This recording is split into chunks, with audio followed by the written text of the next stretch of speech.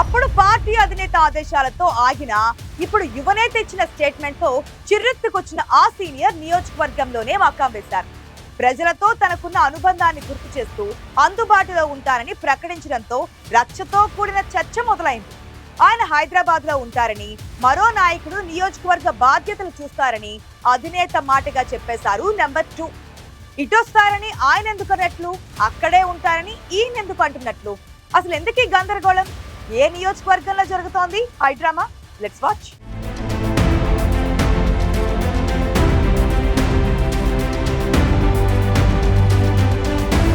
తెలంగాణ తొలి అసెంబ్లీకి స్పీకర్గా వ్యవహరించిన అనుభవం ఆయన సొంతం. పార్టీ అధినేతకు అత్యంత సన్నిహితుడు, బాస్ మాట జవదాటని క్రమశిక్షణ కలిగిన కార్యకర్తగా పేరుంది ఆ సీనియర్ నేతకు.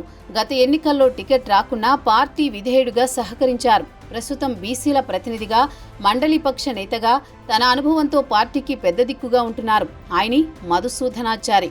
అలాంటి నాయకుడికి పార్టీలో కీలక నాయకుడి నుంచి వచ్చిన ఓ ప్రకటనతో చిర్రెత్తుకొచ్చింది. అంతే, గాంధేయ పద్ధతిలోని తన రియాక్షన్ ఏంటో పార్టీ అధిష్టానానికి చూపించేశారు.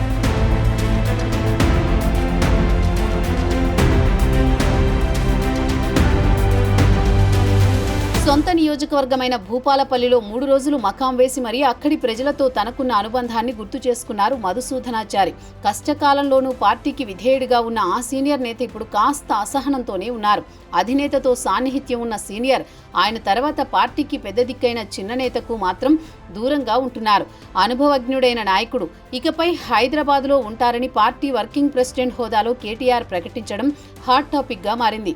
ఉమ్మడి వరంగల్ జిల్లాలోని భూపాలపల్లి నియోజకవర్గంలో ఆ ఒక్క మాటతో రాజకీయం ఒక్కసారిగా మారిందని రాజకీయ విశ్లేషకులు భావిస్తున్నారు.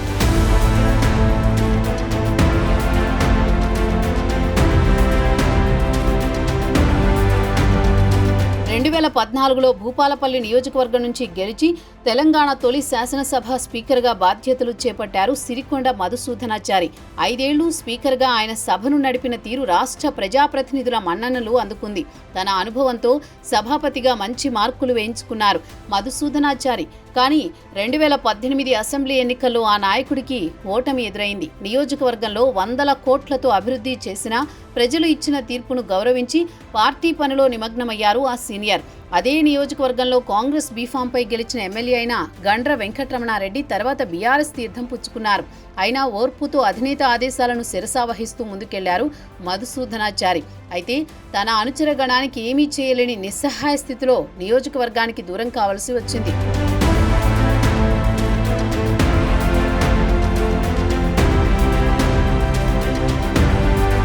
2023లో జరిగిన అసెంబ్లీ ఎన్నికల్లో భూపాలపల్లి నుంచి బీఆర్ఎస్ అభ్యర్థిగా పోటీ చేసిన గండ్ర వెంకటరమణారెడ్డి ఓడిపోయారు.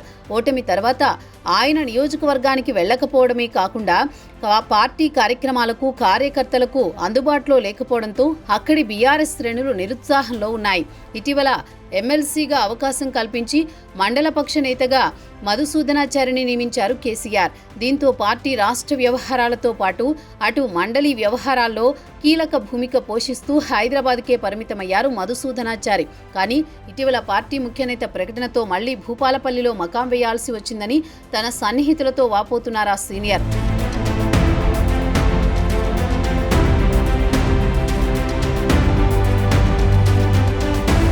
స్థానిక సంస్థల ఎన్నికలకు నియోజకవర్గాల వారీగా కార్యకర్తలను సన్నద్ధం చేయడానికి సన్నాహక సమావేశాలు నిర్వహించారు party working president KTR.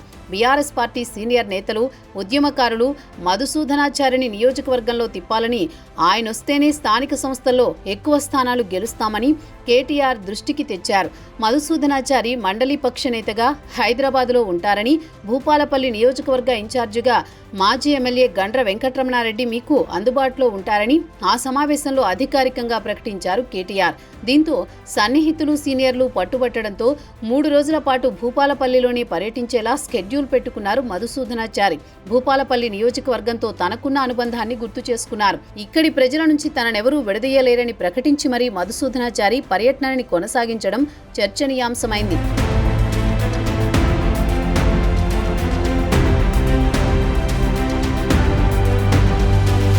Madhusudanachari మొదటి నుంచి కేసీఆర్కి అత్యంత సన్నిహితుడిగా ఉండడమే కాదు, క్లిష్ట పరిస్థితుల్లోనూ పార్టీకి వెన్నుదన్నుగా ఉంటూ వస్తున్నారు.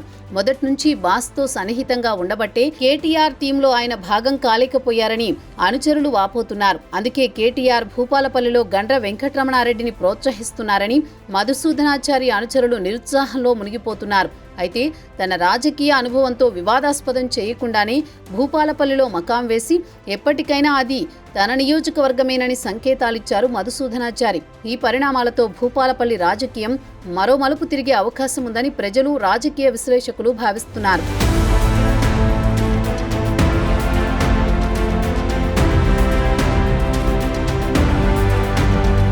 అధినేతకు విధేయుడిగా, సన్నిహితుడిగా ఉండడమే మధుసూదనాచారి చేసిన తప్ప అని ఆయన సన్నిహితులు ప్రశ్నిస్తున్నారు. సీనియర్ నేత, అందులో బీసీ నేతను భూపాలపల్లికి దూరం చేస్తే స్థానిక ఎన్నికల్లో చేదు ఫలితాలు తప్పవంటున్నారు మధుసూదనాచారి. సొంత గడ్డకి అందుబాటులో ఉండేలా కార్యాచరణ రూపొందిస్తే తప్ప అక్కడ పార్టీకి భవిష్యత్తు ఉండదని సీనియర్ కార్యకర్తలు భావిస్తున్నారు. అధినేత ఈ విషయంలో జోక్యం చేసుకుంటారా? ఎక్కడో భూపాలపల్లిలో కాకుండా సీనియర్ తన కళ్ల ముందే ఉండాలనుకుంటారో చూడాలి మరి.